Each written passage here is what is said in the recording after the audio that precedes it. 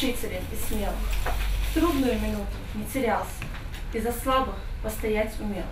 Сегодня в библиотеке Карабулака непривычно многолюдно. Повод у такого оживленного собрания весомый. Муса Хадзиев, более известный в кругах литераторов под творческим псевдонимом Кант Милуси, презентует свою новую книгу «Трижды представленный». Эти книги трижды представлены. Книга полностью практически посвящена именно военной хронике, военной жизни Абдуллы Цароева.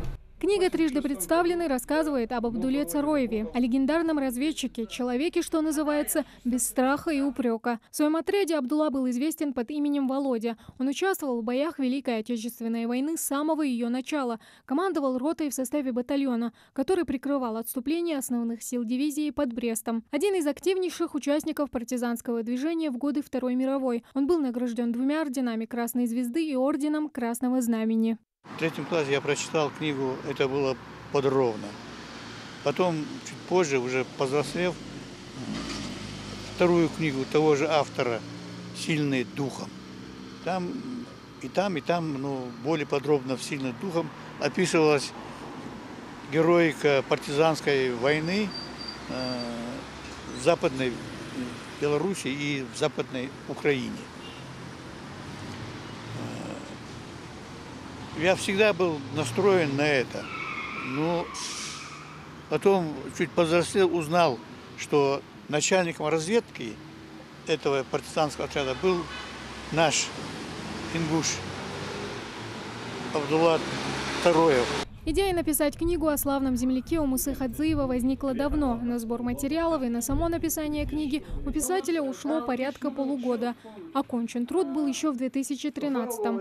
Однако представить его читателям получилось только сейчас. Как говорит Муса, очень важно писать о героях-ингушах. Потомки должны знать об их славных делах и подвигах. Я призываю нашу молодежь читать про таких героев своих.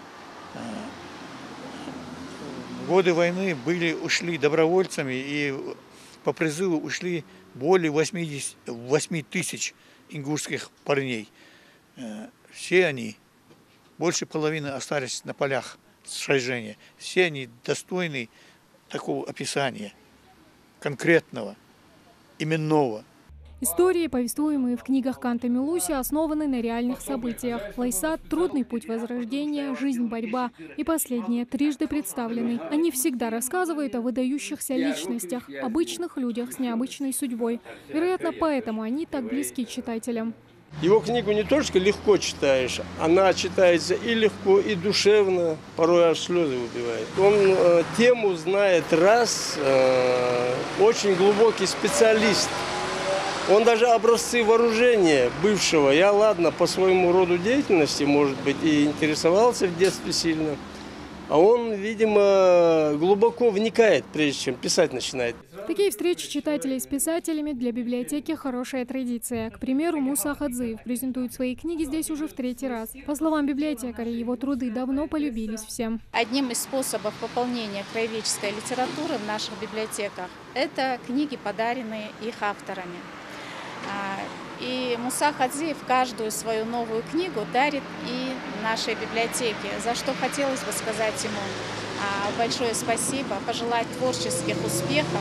Теплая обстановка знакомства читателей с новым романом пришлась по душе как самому автору, так и его почитателям. А значит, что эта встреча не последняя. Муса Хадзиев вновь ждет любителей художественного слова, готовых оценить его труды.